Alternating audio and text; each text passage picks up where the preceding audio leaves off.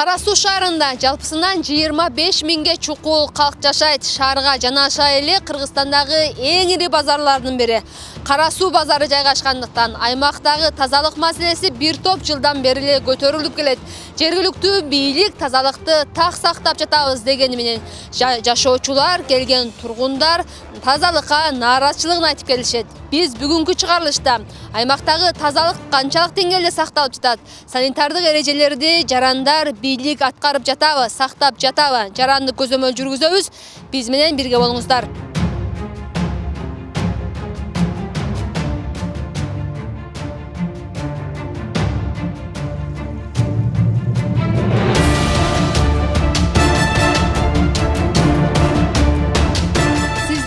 Жаткан бул акыр чекерлер Таштанды полигонунда эмес, кадимки Кара Суу шаарындагы мурдагы Пушкин, азыркы Кушбаков көчөсү эл жык жайгашкан көп кабаттуу үйлөрдүн алды. Күн салкын тартып калганына карабастан, жыты алыстан эле көңүлдү айнатат. Жаңы эле бирөө таштанды төгүп кеткен жерге экинчиси келип ойной берет. Оору жугуп калбасын дегенде эле коркуу сезими жок. Айтор көнүм шатат. Жергиликтүүлөр аймактагы санитардык абалга арыздана берип чарчагандай. Ток чыкпайт кызым, эмне кыласың оору? Айткандан пайда жок. Силер эч нерсе чыгарып атасың. Жөн өзүңөрдүн ишиңе жүрсөң кетесиң. Ар жагын эч ким кызыкпайт кызым. Неге арттан келип сиздерди коркутуп атабы? Эч ким коркутпайт. Просто биз чарчаганбыз, жатаганбыз. Бул болбой турган иш. Кара Сууда канализация жок болгондуктан эл сууну сырттан ташып, саркындыны кайра эшикке алып чыгып төгүшөт. Ал үчүн ар 4 кабаттуу үйгө бирден септик орнотулган. Эл болсо саркынды суу менен катар эле катуу калдыктарды да жанаша жайгашкан таштанды урнасына эмес, септиктин үстүндөгү торчого таштап үйрөнүшкөн. Ошентип аймакта жашаган 200гө чукул кожолуктун таштандысы бул жерге тоодой болуп үйлөт. Ал болсо бери дегенде 15 күндө бир тазаланат. 15 күндө бир же бир айда бир ушуну тазаланып калат. 15 күндө бир тазаланат бул жер. Тазаланса, болсо бир айда бир тазаланат. Неге андай болот? Неге андай болот? Ол чоңдордун немеси. Бунун немеси боюнча да айтканбыз. Ушуну кичинетип же башка жака жылдырып, кичине кылып квадрат метр кылып туруп эле баягы мусор төккөнү канализация жок да. Ошондой кылып койсо болот айтса. Унаган эмес. Башка кылганбы билбейм. Баягы точно белгисиз мага. Кимге айттыңыздар эле? Чоңдорго айтканбыз ушу боюнча. Балдар келет, башка болот, түшүп кеткендер болгон өткөндө. 1-2 жыл мурда. Ошо ойдо турушат, ошо ойдон тазалыктын эмеси ушу көрсөңөр.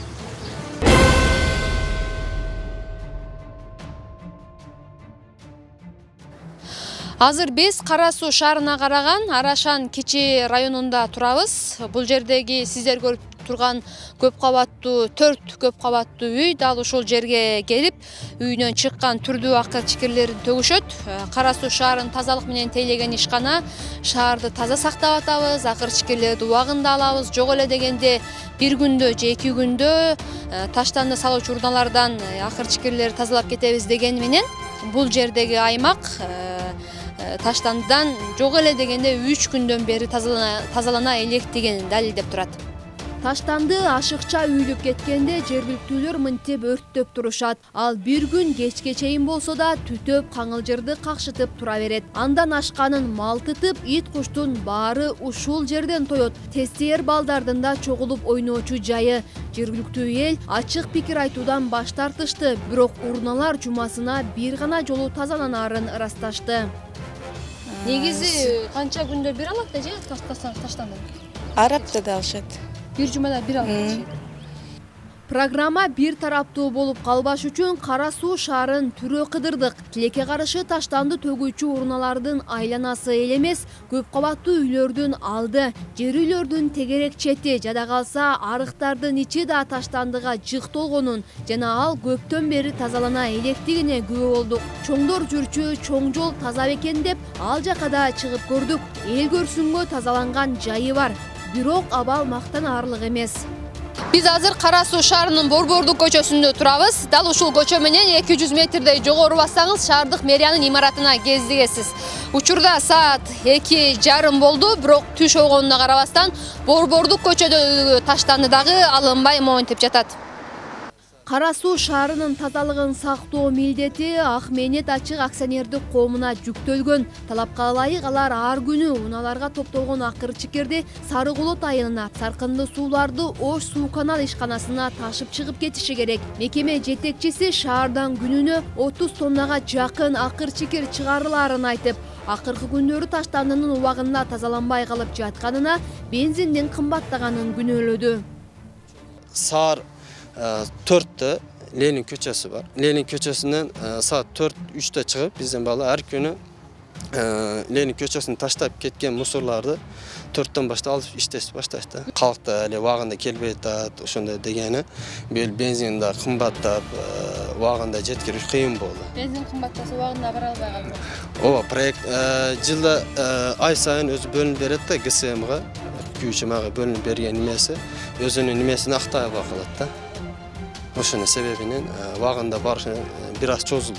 5 günge, 4 günge çözülüp kalan günler oldu. Bundan tışkarı 3 gün, 4 gün, 5 gün geçen çözülen sebebi bolup kalat maşinalar eskerip kalanda 10 yıl murun kelgen, dağı bir 30 yıldan beri işletip atkan maşinalarımız var.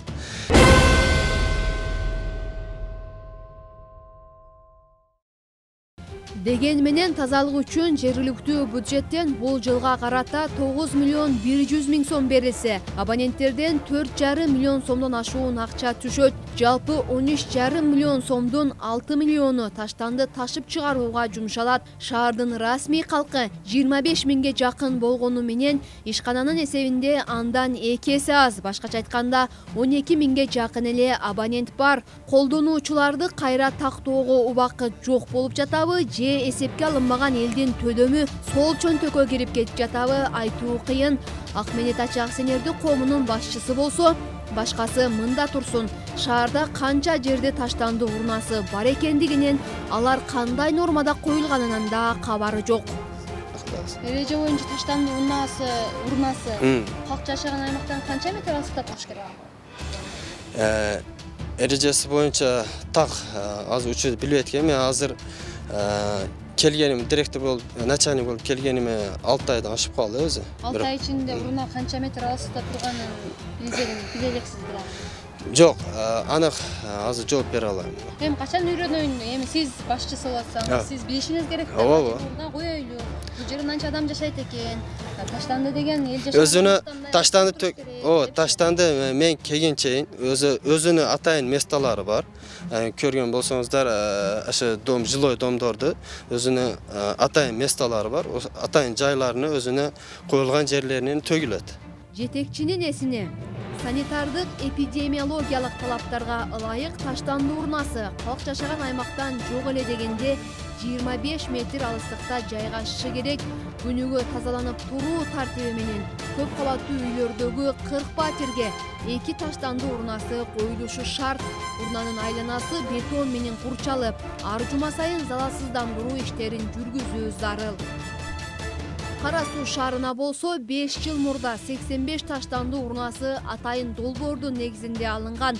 Бир аймакка орто эсеп менен 4төн урна коюлду деп эсептей турган болсок, шаарда 20 жерде гана таштанды таштоочу жай бар.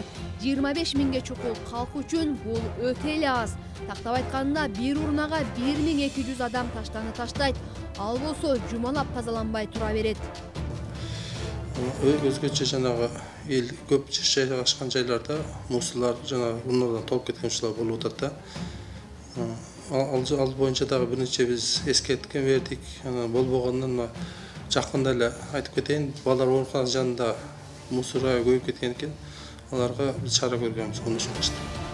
Деген менен шаар мэри Кара Сууну таза деп эсептейт.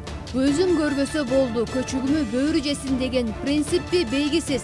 Бирок мамлекеттик машина кырчылдап тынбай иштеп жатканын айткан жетекчи ал бийликке келгенден бери каладагы абал ого эле дурус болуп калгандыгын белгиледи.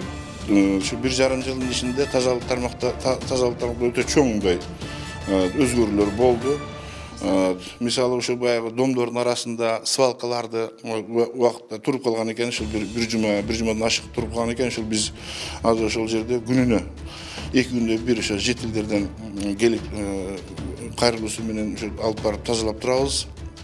Андан сырткары баягы суюк калыптар чыгышуу жерлерде ошол шаардык департаменттин жардамы менен тазалоо, ремонттоо иштерин кылдык, канализациясын тазаладык. Анан өзүңөргө маалым болгондой, көп кабаттуу юбилейный шаарчасында дагы 3 жерде дагы калдыктар ташачуу жери бар. Ошол жерде бүгүнкү күндө баягы жерди калыбына келтирүү боюнча иштерди жүргүзүп атабыз, ремонт кылдык. Саркынды сууларды чыгарып кетиш, ташыш боюнча, анан чекесин тосуу, түйүн баягы бетондоп стяжка кылыш боюнча иштер жүрүп атат.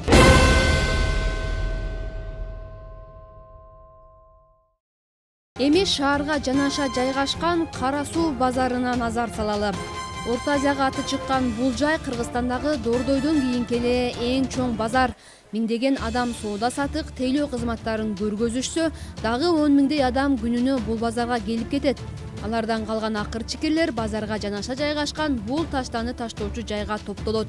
Мындагы жагымсыз жыт те 100 метр аралыкка чейин аңкып, саркындысы басып өткөн ар бир адамдын таманы менен үйлөргө таркайт. Интервью берген мен. О жерде мен бу жерде зорго иштеп атам, бу жерден айдалып кетем. Бу жерде өтө күчтүү адамдар иштейт, кой. Кандай күчтүү адамдар иштейт? Кимге бирөө таасири болот ал, кетип чыгып кетпешин. О күнү сыганда келсеңер бу жерде тура албайсың, маска кийсең кирип кетет. Өртөбөй атышабы? Өртөгөндө өртөйт, өртөбөгөндө алып кетишет. Мусор жыттанат.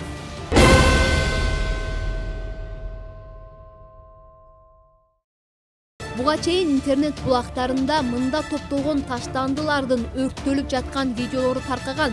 Бүтүндөй шаар тургундарын түтүнгө уулап жаткан мындай көрүнүш коомчулуктун катуу сынынан кийин гана токтоп калганын активисттер белгилейт.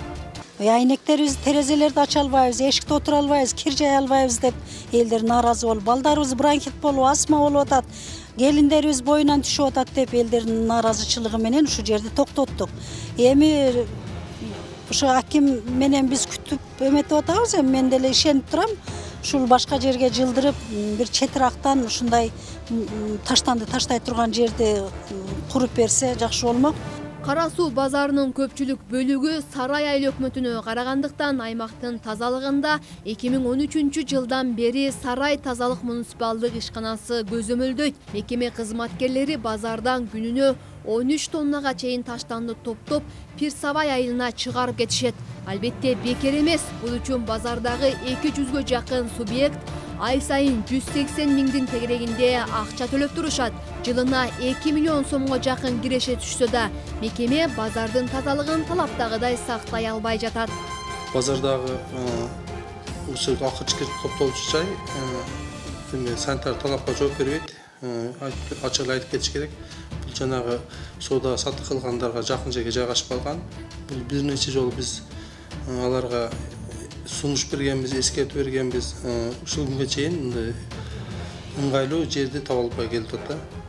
Ошол жерден жанагы көп арыздануу болот. Көп убагында чыгарылып калганда жыттанып. Таштанды жайынын сол тарабында электр станциясы, тушунда автоунаа токтоочу жай, артында базар контейнерлери бар. Эми карап көрөлү. Таштанды жайынан электр станциясына чейин аралык 2 чарчы метр, автоунаа токтоочу жайга чейин 4 чарчы метр, соода түйүндөрүнө чейин 3-4 метрди түзөт.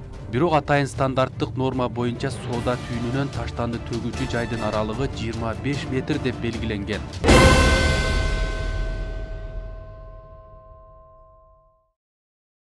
Экиден дежурство иштеп атат. Күндүз 2 отурат, түнү 2 отурат. Ушул эми күйбөйт эмес, күйөт, ачык эле жаныбыз ойнубузга. Бирок күнүгө тазаланып, санитария менен договорубуз бар, олар тазалап, неметип, дарылап кетишет. Бул жарандык көзөмөл программасынын туура 2 жыл мурда тартылган видеосу. Анда да таштанды таштоочу жайда экотехникалык, санитардык нормалар сакталбагандыгын көргөн чыгармачыл топ ошол кездеги Сарай тазалык мекемесинин жетекчисинен жаңы жер каралып жатат, жакында маселе чечилет деген убадасын уккан. Андан бери шаар башчысы, өкмөт башчысы, ишкана жетекчиси алмашканы менен жооптору коёндой эле окшош эле болуп чыкты. Же сурап келген адамды жоошутуп, мына чечебиз, ана чечебиз деген сөз буларга адат болуп калганбы? Же бийликтен алакандай таштанды төгүүчү жерди чечүүгө чама чаркы жетпей жатабы? Айтор жаңы жетекчи деле эскисиндей жооп берди. Кээ бир эмелер маселелер болду, жылдыргыла эми базар жакын болуп калыптыр деп, стоянкага башкага өкмөт кат келди, кайры жер караштырып атат өкмөт. Эми базардын атарын баары эле ябай коюп кетти да. Ошо убактылуу эмеге караштырып атабыз эми. Пока жер жок жылдырганга. Кара сууда абал ушундай. Тазалык үчүн казынадан миллиондогон акча бөлүнүп жатат. Эл да сыртта калбай салыгын төлөп жатат. Бийлик болсо убада бергенин уланта береби же өздөрү айткандай олуттуу өзгөрүүлөрдү жасайбы, аны убакыт көрсөтөт.